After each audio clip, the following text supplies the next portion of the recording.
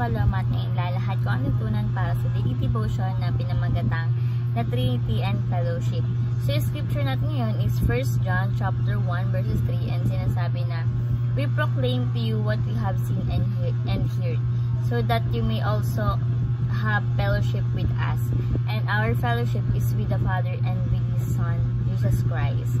Tagalog, ipahayag namin sa inyo yaong aming nakita at narinig upang kayo rin naman ay magkaroon ng pakikisama sa amin.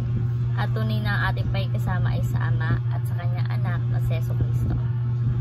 So, yung teaching natin yun is number 1. So, the Trinity is perfect and unity.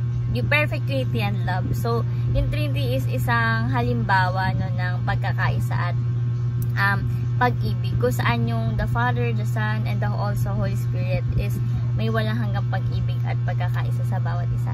So, kapag ganito yung umiiral sa, sa pamilya, sa friends, sa church, no, talagang maganda yung, maganda yung takbo ng connection nyo sa isa't isa, no? And also, natutuwa ang ating Panginoong Jesucristo kasi ganito yung pinapairal natin. Hindi yung kaingitan, hindi yung galit, pride, diba? So, the Trinity is perfect unity and love. Number 2 is the Trinity serve as a model for the church, no? So, yung Trinity is nagsisilbi siyang model ng pagkakaisa para sa mga iglesia. So, ang bawat member ng iglesia ay tinawag, no, para magsama-sama sa pagmamahalan, tulad ng pag-ibig sa loob ng Trinity. Diba yun sa Trinity, yung the Father, the Son, and the Holy Spirit is nagmamahalan yun, and syempre pagkakaisa sila, kaya naagawa sila ng magandang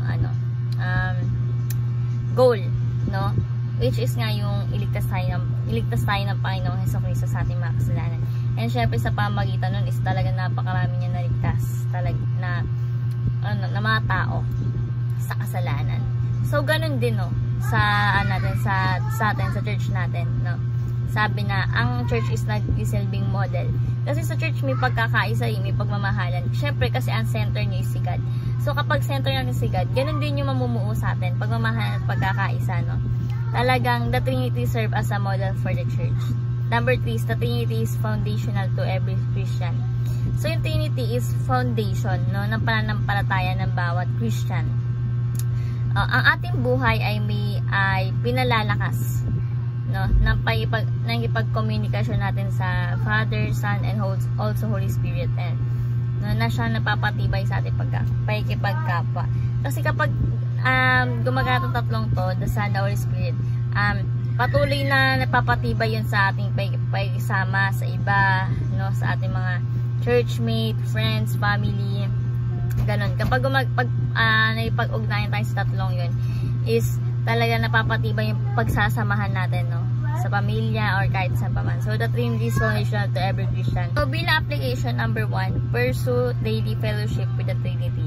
So, gumawa tayo ng way, no, para araw-araw tayong may pag-fellowship kay Lord God sa pamagitan ng panalangin, pananampalataya sa Kanya, pag-inilay-nilay sa Kanyang salita, no, pagbabasa ng Bible, and syempre pagsunod sa Kanyang mga gustong kalooban, yung mga kalooban na gawain sa Diyos, no.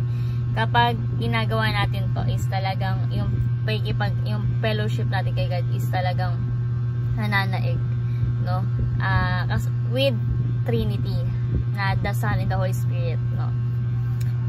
So, pursue daily fellowship with the Trinity. Next is prioritize unity and love within the church. So, dapat nating i-prioritize ang pagkakaisa, love and unity, no, na makikita natin sa Trinity. Diba yung Trinity nga, sabi ko kanina, is meron silang pagkakaisa at pagmamahalan. Kaya may nabubuo silang goal, no. Ganun din, upang mag-iisang katawan tayo na nagbibigay kawalhatian sa ating Panginoon Diyos. So, kapag pinapahalaga natin yung pagkakaisa at pag-ibig ng nakasama natin, is talagang na nakakadakila yun sa Panginoon. Nagagalak ang Panginoon kapag ginagawa natin yun, no? Prioritize unity and love. Siyempre kapag may pagkakaisa at pagmamahalan, ayun nga, mas masaya. Yung hindi kayo lalapitan ng negatives, no? Kasi nga, ayun, pinaprioritize yung unity and love ng bawat isa. And syempre, sa pamagitan nun, may nabubuo kayong task or goal, no? Sa inyong community or kahit saan man yan. Church, house, even schools, etc. Kung nasan ka man, no?